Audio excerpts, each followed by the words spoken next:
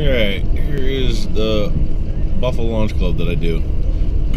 Probably doesn't need it, but snowed a little bit last night and we're supposed to get a little bit more, and I don't want to have to come back here, so if I take care of it right now, I should be good for at least another 24 hours. Okay. Anybody want to hear a story? Okay, so if you don't want to hear a story, turn your volume down and just watch the driveway being plowed. If you want to hear a story, here we go.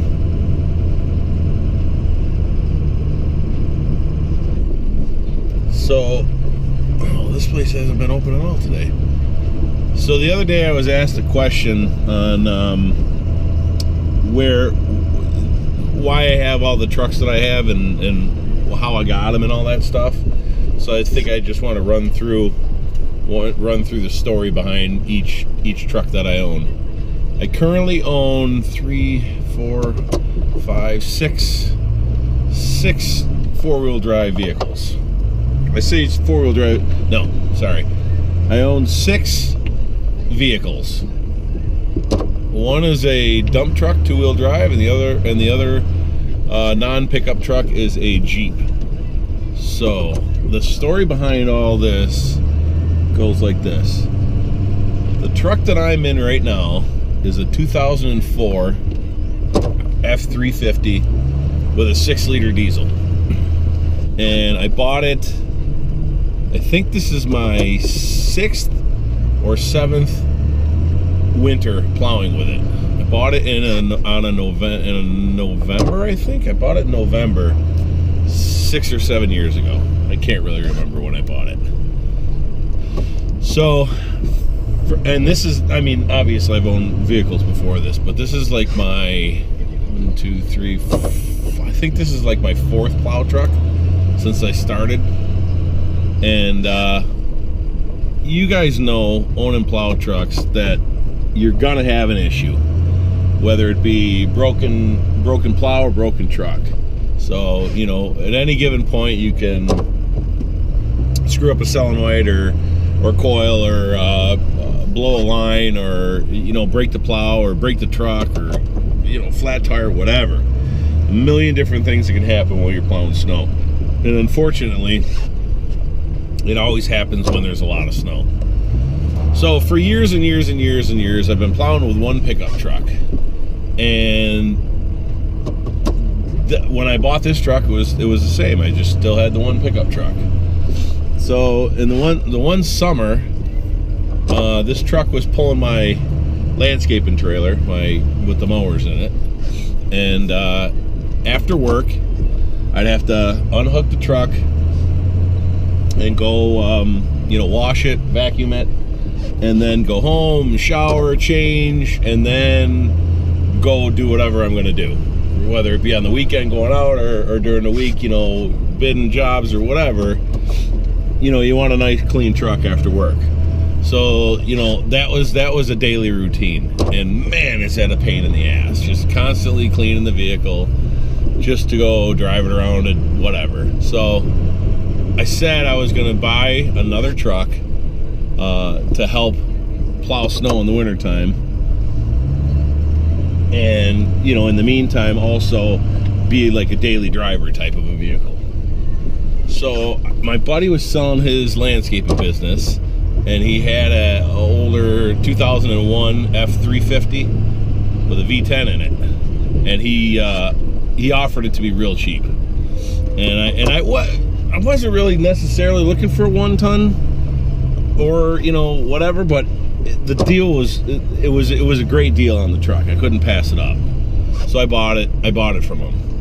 And immediately I was happy that I did, because I hooked it up to the landscaping trailer, and now I had this truck, the blue one, as my daily driver.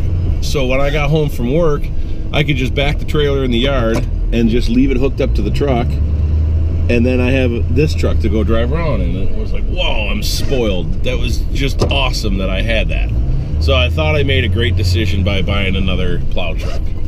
So then winter came along, and put a plow on that other truck. I put a 7.5 foot heavy duty plow with wings on it, so it was like 9 feet, 9 foot something by the time I was done.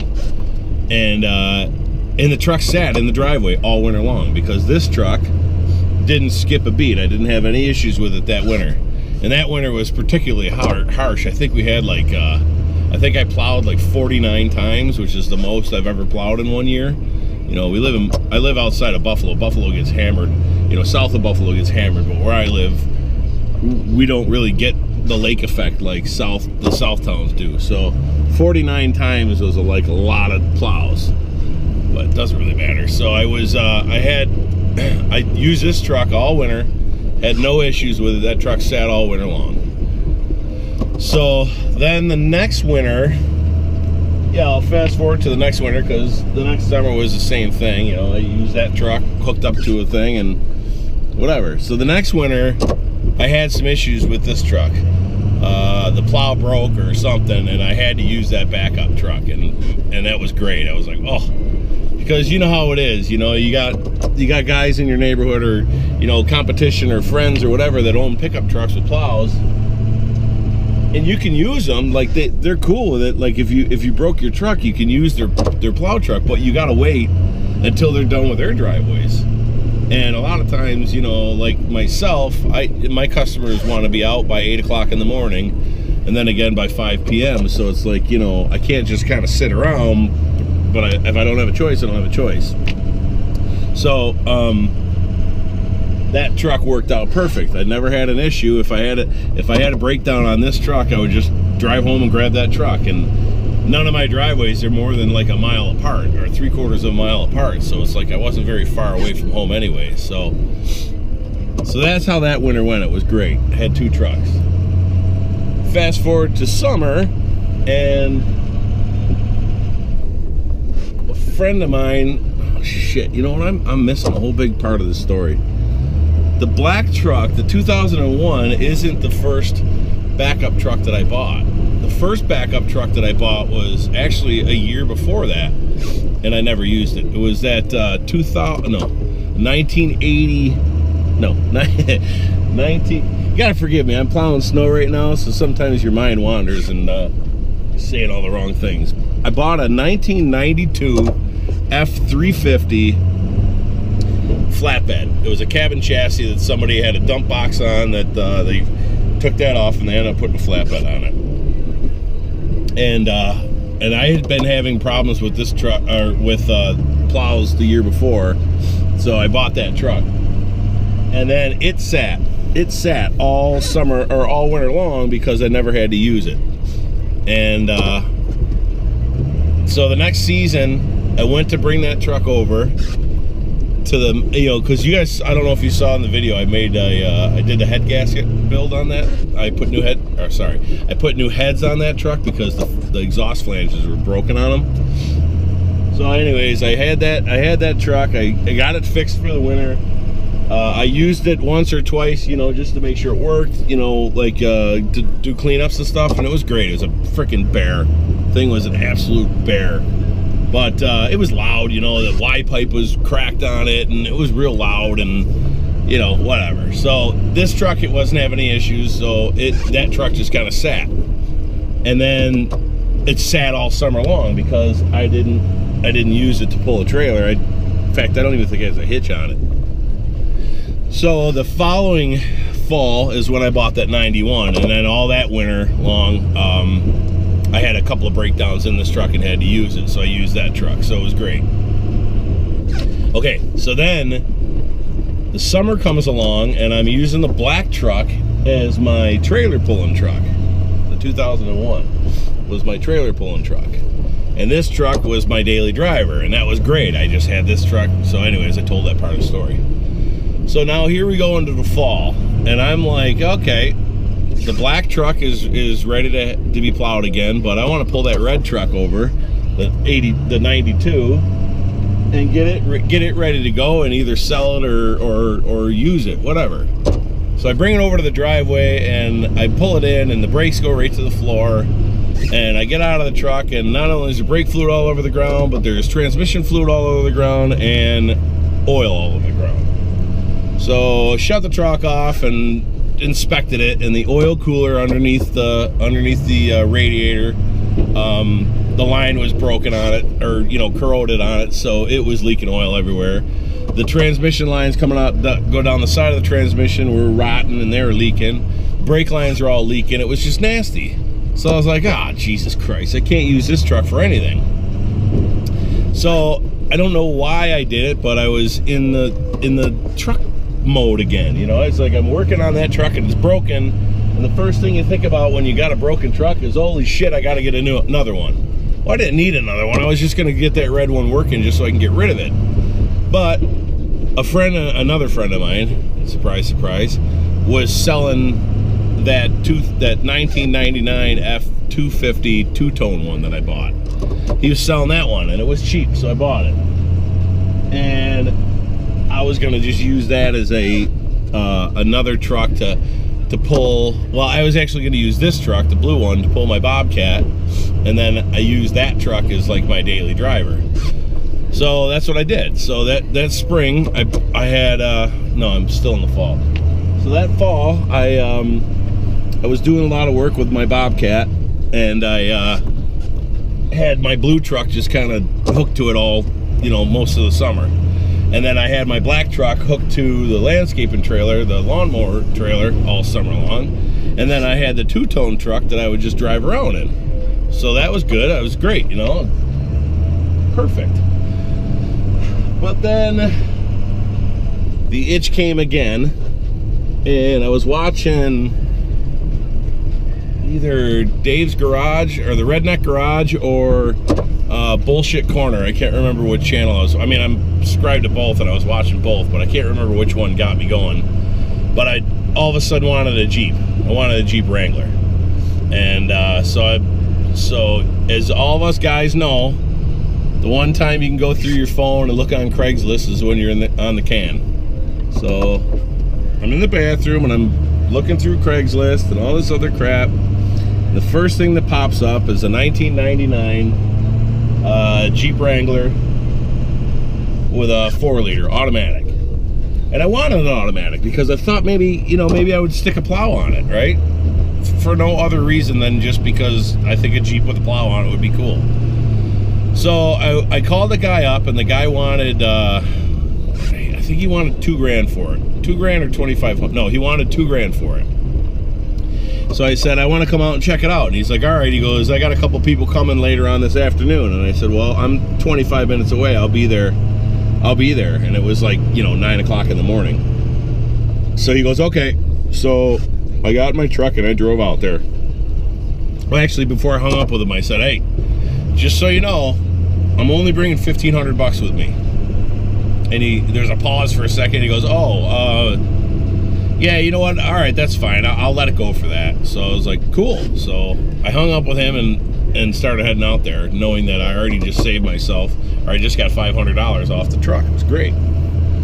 So I drove out there and went for a test drive, and nothing, no issues. Everything worked. And it was a Jeep, bouncy, loud, whatever.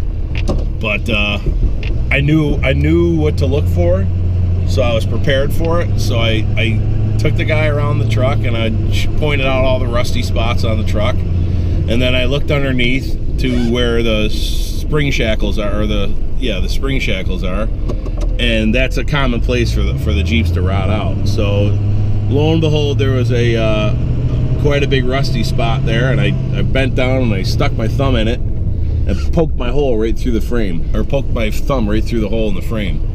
And he's like, oh my God, what's that? And I said, well, you gotta, the frame's rotten. And he's like, oh, Jesus Christ, what do I do? And I was like, well, I said, I don't know. I said, I go, I don't know. It's not, it's probably not safe, whatever. And he's like, do you still want to buy it? And I was like, well, I do, but not for $1,500. And he's like, oh, what will you give me for it? So I told him I'd give him $1,000 for it. And he hemmed and hawed for a minute, and then he was like, you know what? He goes, I don't even want to deal with the hole in the frame. I don't want to have to deal with all that crap. So yeah, that's fine. Go ahead. So I gave him $1,000, and he starts writing me out a receipt. And while he's writing me out a receipt, I'm like, all right, so I'm just gonna take the Jeep home with me now, and then I will be back out later with my wife to pick up my truck. And he's like, oh, well, there's a problem. And I was like, what's that? He's like, well, I'm at work and I drove the Jeep here, so I don't have a ride home. And I'm like, oh, okay. And I go, we were kind of silent for a minute. And I said, all right, do me a favor, just give me $900 back. Write me a receipt out for $100 to save the Jeep. Give me all the paperwork, or at least the receipt and all that stuff. Sign the paperwork over to me so I can see my name on it and stuff. And I'll come out tomorrow and pick up the Jeep at your house. So he said, okay.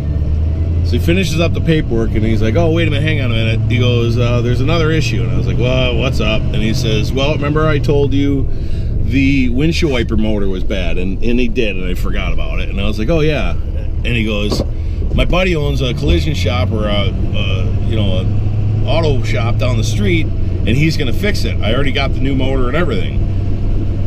And I was like, okay. I said, so what do you want to do? And he goes, how about I have him fix it tomorrow morning while I'm at work, and then when I get out of work, I'll grab the Jeep and my girlfriend and we'll come to your house and I'll drop the Jeep off. So I was like, Jesus, that's awesome, right? So I said, okay, fine. So I left $100 later and a receipt in my hand and went home. The next day, sure enough, 5 p.m., here comes a Jeep Grand Cherokee and a Jeep Wrangler. Pulls in my driveway. Guy gets out, gives me a receipt for $1,000. I hand him the other $900, shake his hand, and away we went. And then if you've ever seen my videos, my Jeep videos, I did a whole bunch of them, doing the body work on it, doing the frame, the whole repair on the frame. I actually, after I got the Jeep, I went around it with a hammer and knocked on the frame everywhere, and that was the only spot that I found, is the back driver's side corner just forward of the frame where it rises up. That was the only spot that I found a rust hole, and it was really about the size of a playing card that I cut out of it and patched. And I patched it in the hole, not behind the hole and not on top of the hole, but I cut a patch to fit perfectly in the hole. And then when I welded it and painted it, it's gone. You can't even tell there was any work done. So that's the story behind that truck. So now I got 4 plow trucks and a Jeep. You think I'm done, right? No. By this time, here we are a couple years later, and the black truck, the 2001, started giving me issues. I made a bunch of videos on that truck. I did the I don't know, ball joints, universal joints. I did what else did I do? I did rear springs on it. I did front springs on it. I had the bed off. I did shocks. I did, I put the supports underneath the bed because they were rotting out. I did all that work to it. And then over the years, everything started going crappy again. So I decided it was time to get rid of that truck, or retire it, or junk it, or whatever. It's time to get rid of it. So my buddy down the street owns a car wash, or owns a bunch of car washes. He decided he wanted it for a lot truck. And he doesn't even have to register it, so it was perfect. So I just drove it down there and dropped it off at his parking lot. And now, for some reason, I decided I needed another truck. So I'm on the phone again, and I'm looking on Craigslist and this and that, whatever. And I don't know if you ever heard of the website cargurus.com. So what it is, it's like Craigslist for cars that are at dealerships. And you put in your parameters that you wanted, and I had the parameters that I wanted were F350, extended cab or 4-door, short box, whatever, V10, diesel, didn't really matter to me. And the first truck that pops up, I got a notification, says the trucks that are in your area, and I clicked on it. It was a 2006 F350 4-door short box, but it didn't have a box on it. It had a custom flatbed on it. And I wanted another flatbed. I don't know why, but I want another flatbed. I think the reason is because that 2001, the bed got so rotten on it from just crap in the bed of the truck, you know, grass clippings and garbage and just junk, you know, back there. So I didn't want to have that anymore. I didn't want to have a catch-all for shit. So when the flatbed came along, I thought it was going to be a cool idea. So I went down and I took a look at the flatbed, and sure enough, I made a deal on it, or I made a bid on it, and they accepted it. And it took them a week to come through because the truck had just come in on trade, and it was still filthy from the previous owner. So they hadn't even gone through it yet. In fact, they haven't even done the inspection on it yet. So they agreed to a price on it, and anything, you know, above and beyond that I wanted, I have to pay for, but whatever. So the next week I go and pick up the truck, and that's, if you see I think my fall cleanup videos, I have a couple of shots with it in there. In fact, I think I just did a video recently where I did a walk around of the truck.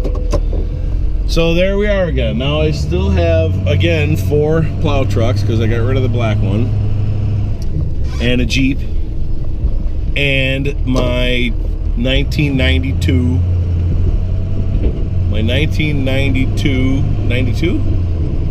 GMC 3500 dump truck. And the story behind that one is this. My buddy Dan, yeah, another friend. It's weird, I get all these pickup trucks from friends of mine, but my friend Dan, he knew I'd been looking for a dump truck for a while, because, you know, we'd sit there and talk about it. And he always said, oh, my father's got a dump truck that I used to use that's sitting in a, you know, sitting behind his house or in a field or something, and just kind of sitting there if you want to take a look at it. And I didn't really even think about it because I'm like, oh God, if this thing's sitting in a field, it's probably just this absolute pile of garbage. But, you know, I was like, one day I happened to be over in the neighborhood, and I called him up and I said, yeah, I want to take a look at the truck. So I went there and I took a look at it, and it was decent. The body was not perfect, but you know the older Chevys, how they had an issue with the primer where the paint would peel off. So it had that. It was a red truck, but it had, you know, it had gray all over the hood because the paint had peeled off on the hood. But there wasn't any rust anywhere. Like, I don't think there was any rust on it at the time. This is going back like 15 years ago, by the way. And so I'm looking at the thing and I'm like, okay, the bed's rotten on it, but I just recently learned how to weld, and I thought, oh, maybe this will be a kind of a cool project. I'll just hop up in the bed with a couple patches of steel and patch up these holes and practice, right? So first thing I had to do is get the truck running. And before it even ran, I made a deal with my buddy's father, who owned the truck, to buy the truck for $2,000. And, you know, $2,000 might have been high for something that you don't even know if it runs. But the mileage on it, I think there was only 45,000 original miles on it. So I was like, you know, how bad can it be? They parked it because he retired and wasn't using the truck anymore. It's not like they parked it because the truck broke. So I'm like, okay, well, I'll buy the truck for $2,000. So he goes, okay. So I bought the truck, and it's about, I don't know, 20 minutes from my house, 25 minutes from my house. So I went home and I packed up a whole bunch of tools, just hand tools and stuff. There's, like I said, it's out in the field. It wasn't anywhere near a building to get power to or whatever. So I just brought a whole big bag full of, you know, tools and a couple cans of PB Blaster and like a torch and, you know, whatever I needed, right? And cool thing was, about a mile down the road, maybe not even a mile down the road, was a Napa. So I start working on the truck, and the first thing I know that needed, obviously, was a battery. And when I got in the truck, I stepped on the brakes, and the brakes went to the floor. So I looked under the truck, and I found a couple of wet spots where the brake lines were bad. So I went and got a whole bunch of brake line, the bendable stuff that's easy to bend. And I bought, you know, like a fuel filter and, you know, a couple quarts of oil or whatever it needed. And a 5-gallon can of gas. Went back to the truck and started working on it. changed out the filters, changed out the brake line where it was bad, and then started working on getting it started. It's fuel injected, so you know, the throttle body fuel injection, whatever that older style was. But so, you know, whatever. So I turn over the truck and it won't start, but I know I smell gas. So I look out underneath the truck, and right underneath my foot there's gas squirting out underneath the truck. So that fuel line was bad. So went back to Napa, got some fuel line, and got that fixed, and went and turned the truck over, and it fired up. And it was running good. It ran fine. No issues at all. A little bit loud, had an exhaust leak on it, but you know, it was fine. So then I looked under the truck, and we had another leak. It was a transmission line this time. And that's, you know, guys, that's what happens when you have a vehicle that's parked on the grass for any period of time. The condensation that gets underneath the truck, it stays in that grass for a long time, and keeps the bottom of your truck all soaking wet. And all those lines, they rot out from sitting there. So you should really park it on top of asphalt or driveway or something to keep the condensation off the truck.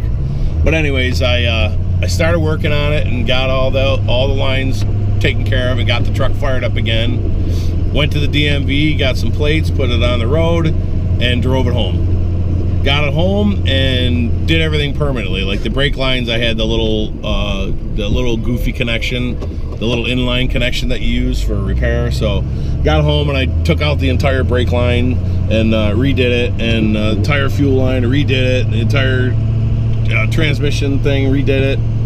And the truck has been absolutely perfect. I've had it for 15 years. It's been perfect. The only thing I've done to it since then was I did rear brakes on it. I've never even had to touch the front brakes yet. I've done rear brakes on it, and I put a new bed on it. The dump bed on it was fine. Like, I fixed it, but it was really pretty shitty. So I found one on Craigslist for $200 or something. Guy took it off his dump truck to put a flatbed on it. So I went out and I bought it, and then that spring I was able to jack up the old other bed and put the new one on and weld it on, and now I got a working dump body again. So that truck's been perfect. And then I had to put I put 6 new tires on it. So I think that's pretty much it for the stories of all my trucks and the reason why I have them. The biggest reason why I have all these trucks is because I'm a hoarder of vehicles. I don't know why, but when I buy a truck, I want to buy a truck and don't want to get rid of my other one. But the Jeep, I love the Jeep 100%. I'll never get rid of that thing unless I come across another one, a good deal, or somebody gives me some money for this one and I go get another one. But I'll always have a Jeep Wrangler. I think they're perfect. My wife and my dog and I get in the Jeep, take the top off of it, and head down to the boat, whatever, drive around. We just love the Jeep. And the pickup trucks, I don't need 3 of them, obviously, but I have 3 of them. And that's probably the way it's going to stay, because my insurance on the 3 of them isn't that expensive. I mean, you know, I only have limited liability on the 2-tone one because I barely paid anything for it, so it's, you know, whatever. If I break something on it, I'll just pay for it.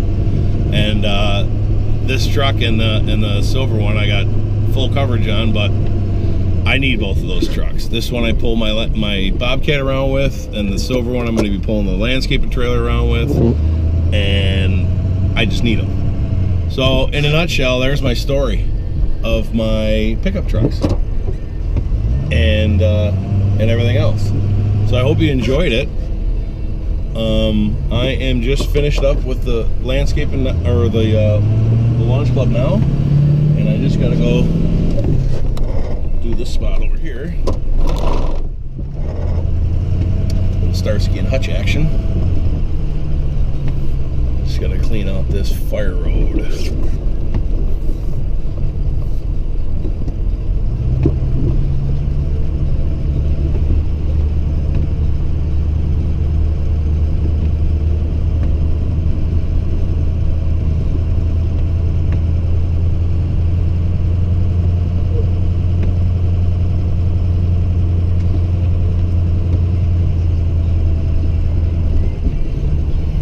back here, but it's not, nobody lives in it. It's called the Finch House. It's like a clubhouse type of thing. They basically just have crap in the garage, and then this building that you see in front of us is a Anchor Marine. It's a marine store. They want a access road to this fence back here in case of a fire or whatever, that fire trucks can come down this way. So it's part of my contract just to kind of keep this, and I don't have to keep it super clean. I just have to keep it clean enough that a truck can pull back here. And I think that'll do. So yeah, that's it. That's my story. I hope you like the story time. Plowing snow all day long or all night long. There's nothing else to do but talk, so that was it.